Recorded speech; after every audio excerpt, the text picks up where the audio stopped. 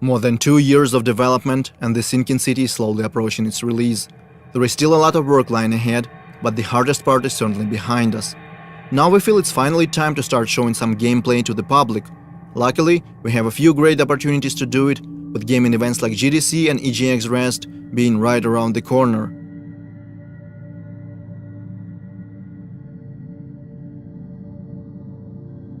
Making a demo is always a challenge, we know that by now. Our goal is to show as much diversity as possible, diversity of our gameplay features and cultural aspects as well. For these purposes, and also to introduce and explain our mechanics, we are creating a completely new quest line. So let's jump back to November when our work began. Our narration team comes up with a story of a missing person. Depends on the kind of job that you're offering. My husband, Harry Evans, has disappeared. It ties together our gameplay features as well as that Lovecraftian lore. At the same time, our concept artists and level modelers start working on the gameplay area. The quest is designed to take the player across different city districts: Rich, Poor, the Harbor Zone and the others.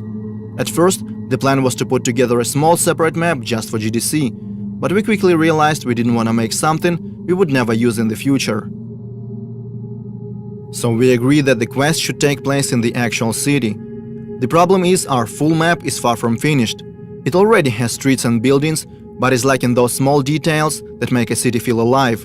To negate that, we decide to border off the gameplay area and spice it up a little, add points of interest, vehicles, landmarks, and of course our monoliths. So now we have a more or less finished and polished part of the map that we can use in our final product. Things are going smoothly. Obviously, different bugs and glitches keep popping up like crazy. Sometimes the hero wears two hats, sometimes a floating object stop being floaty, and don't get me started on strange collisions.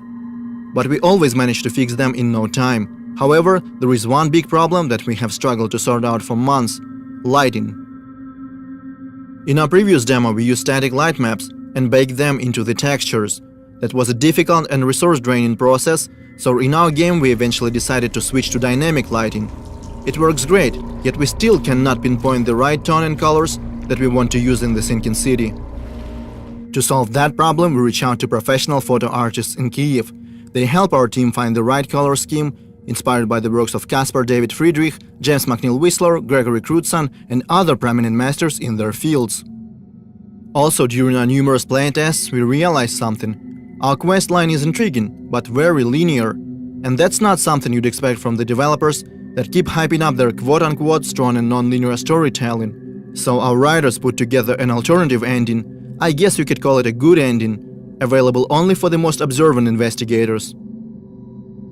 There is something else that requires a lot of effort to produce. Our intro cutscene is supposed to be the very first thing that people will see.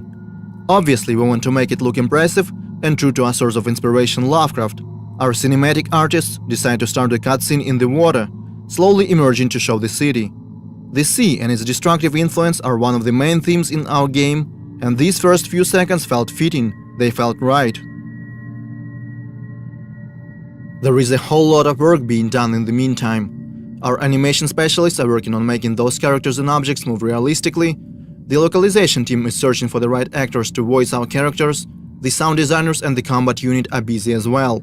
After several months of work, the demo is ready. All that's left to do is spend countless and countless hours creating and practicing the presentation. We know the importance of the first impressions. They can be make it or break it kind of deal. We might find thousands of new fans or go completely unnoticed. And it's really tempting to fall in the trap of overpromise just to gain short-term attention. But there is nothing worse than being disappointed when the game comes out and feel like being lied to. So we decided to make a demo that is true to the game as possible. And now we want to see what will be the people's reaction.